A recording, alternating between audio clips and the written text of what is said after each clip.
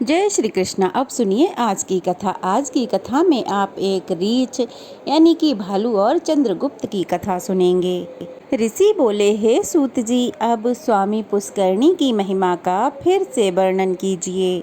ऋषि बोले, जो लोग इस तीर्थ में स्नान करते हैं वे तामिश्र, अंधता मिश्र, महारौरव, रौरव, कुंभीपाक, कालसूत्र, असी पत्रवन, कृमि भक्ष, अंधकूप, संदस, सालमली, वज्रकर्णक, तिरोधाम, शुचिमुख, पोय भक्ष और विषाग्नि परपीड़न आदि 28 नरकों में नहीं जाते।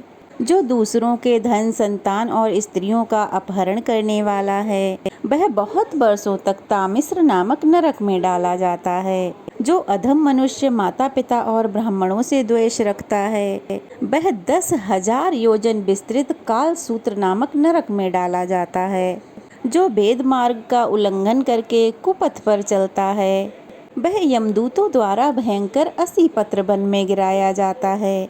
जो पकवान, दाल, साग आदि अन्न पंक्ति भेद करके खाता है और मोहबस पंच यज्ञों का अनुष्ठान किए बिना ही खाता है वह त्रमी भोजक नामक नरक में डाला जाता है, जहाँ सैकड़ों कीड़े उसको खाते हैं और वो भी कीड़ों को खाकर ही रहता है। जो स्नेह अथवा अधर्म से ब्राह्मण का धन हड़प लेता है, जो राजा या राजपुरुष दूसरों के धन का अपहरण कर लेता है वह संदस नामक नरक में गिराया जाता है।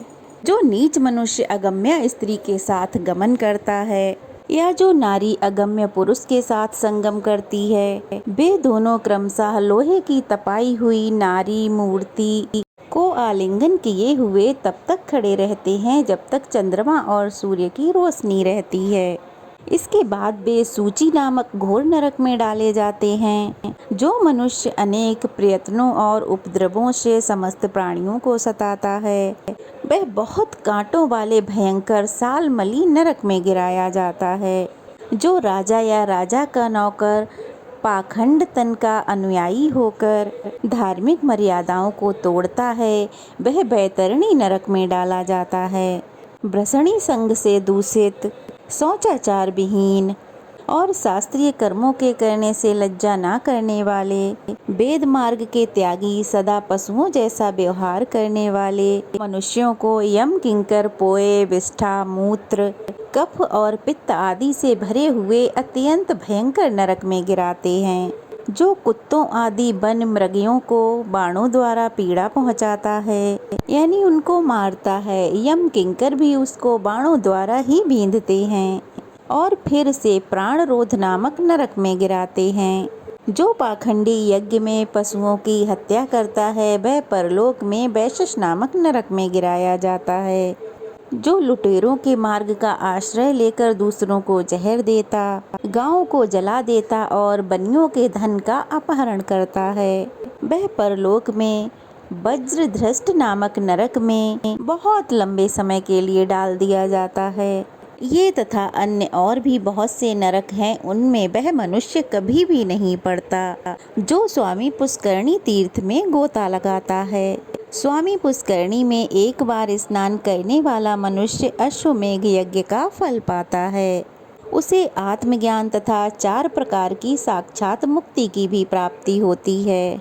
जो महापातकों या फिर सभी पातकों से युक्त है वह भी स्वामी तीर्थ में गोता लगाने से तुरंत ही पवित्र हो जाता है। स्वामी तीर्थ के दर्शन से मनुष्यों की बुद्धि, लक्ष्मी, कीर्ति, संपत्ति, ज्ञान, धर्म और वैराग्य की वृद्धि होती है और मन की शुद्धि होती है। इस प्रकार अद्वैत ज्ञान, भोग तथा मोक्ष और मनोवांछित कामना प्रदान करने वाले स्वामी तीर्थ के प्रभाव का वर्णन किया गया, जो मनुष्य के सभी पापों का नाश करने वाला है।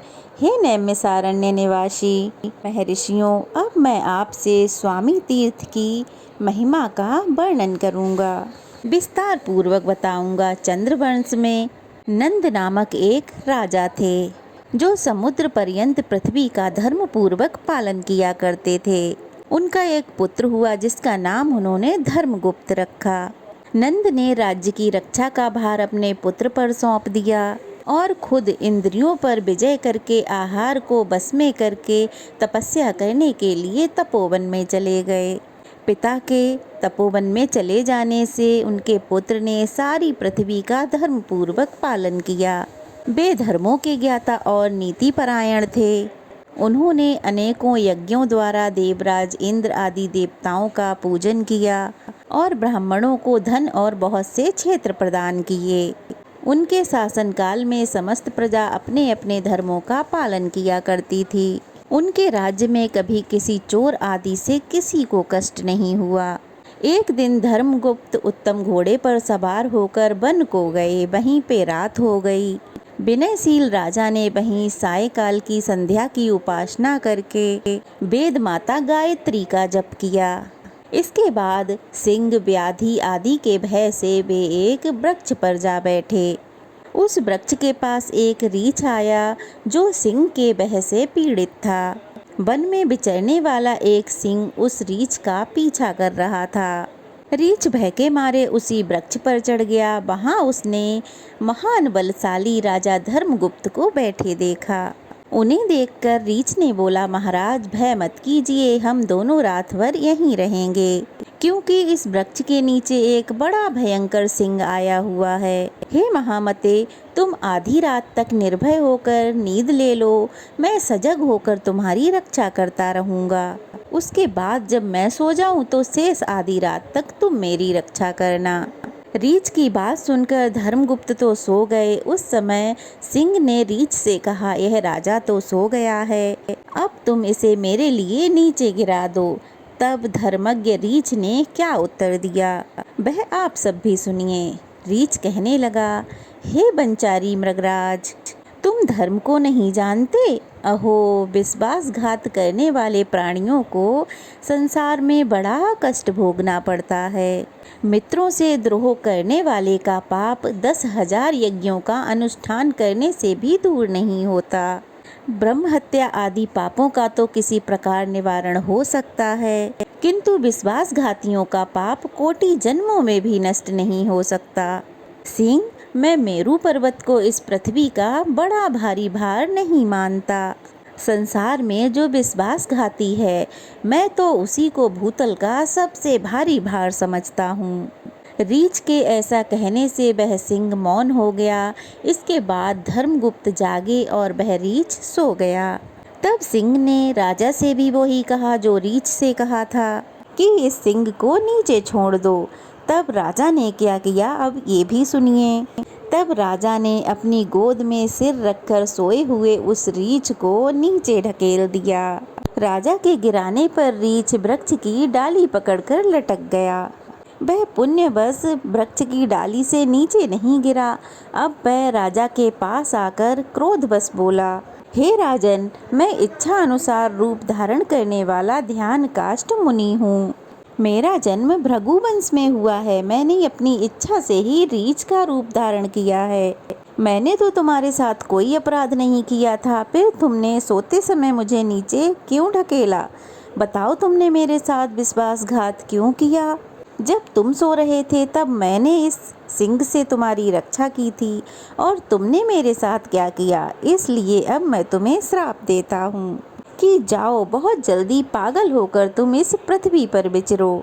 मुनि ने राजा को इस प्रकार श्राप देकर उस सिंह से कहा, तुम सिंह नहीं, महायक्ष हो। तुम पहले कुबेर के मंत्री थे। एक दिन अपनी पत्नी के साथ हिमालय के शिखर पर आकर अनजाने में गौतम मुनि के समीप ही विहार करने लगे। देव की प्रेरणा से महर्षि गौतम संविदा लाने के लिए कुटी से बाहर निकले। उन्होंने तुम्हें निर्वस्त्र होकर इस प्रकार श्राप दिया। अरे, तू मेरे आश्रम में आकर निर्वस्त्र होकर खड़ा है, इसलिए अभी तू सिंह हो जा। इस प्रकार तुम्हें ये सिंह योनि प्राप्त हुई है। हे मृगराज, ये सारी बातें मैं ध्यान लगाकर जानता हूँ। ध्यान काष्ठ मुनि के ऐसा कहने पर उसने सिंह का रूप तुरंत ही त्याग दिया और फिर कुबेर सचिव के रूप में दिव्य यक्ष का रूप धारण कर लिया। उसके बाद उसने हाथ जोड़कर कहा, महामुने, आज मुझे अपने पूर्व वृतांत का ज्ञान हो गया। मुझे अपने पूर्व जन्म की सारी बातें याद आ गईं। गौतम मुनि ने श्राप देते समय मुझे उस समय उसके उद्धार के लिए भी बताया था कि जब रीछ रूपधारी ध्यान काष्ठ के साथ तुम्हारा वार्तालाप होगा तब तुम सिंह देह त्याग करके फिर से यक्ष रूप धारण कर लोगे। ऐसा कह के वह यक्षराज ध्यान काष्ठ मुनि को प्रणाम करके उत्तम विमान पर बैठा और अलकापुरी को चला गया। इधर राजा धर्मगुप्त को पागल देखकर उनके मंत्री उन्हें उनके पिता नंद के पास ले गए और यह बताया, महाराज, आपके पुत्र की बुद्धि तो विकृत हो गई है। पुत्र का हाल जानकर राजा नंद उन्हें सहसा जैमिनी मुनि के पास ले गए और उनसे इस प्रकार बोले, हे भगवान, मेरा यह पुत्र इस समय उन्मादग्रस्त हो गया है। इसका यह रोग दूर करने का कोई उपाय बतलाइए। उनके ऐसा पूछने पर मुनिवर जैमिनी ने दीर्घ काल तक ध्यान लगाने के बाद कहा, हे राजन, तुम्हारा पुत्र ध्यान काष्ठ मुनि के श्राप से पागल हुआ है। इस श्राप से मुक्ति पाने के लिए मैं तुम्हें एक उपाय बतलाता हूँ।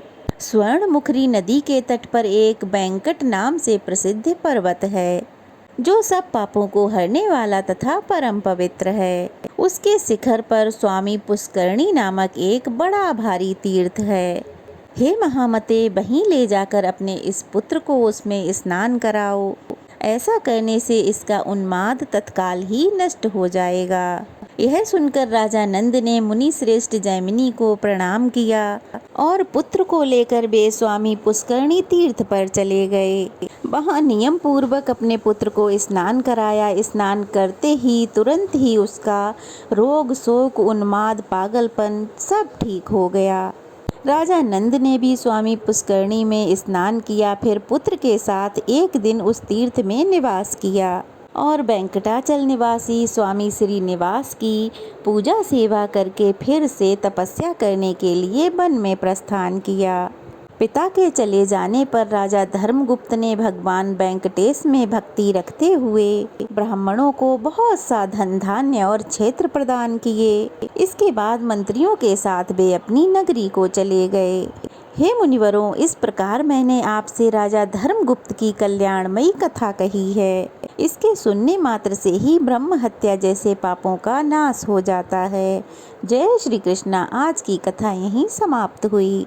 उम्मीद है आज की कथा आपको ज़रूर पसंद आई होगी। पसंद आई हो तो वीडियो को लाइक करें, चैनल को सब्सक्राइब करें और कमेंट बॉक्स में जय श्री कृष्णा लिखें। तो चलिए फिर मिलते हैं। राधे राधे। जय श्री कृष्णा।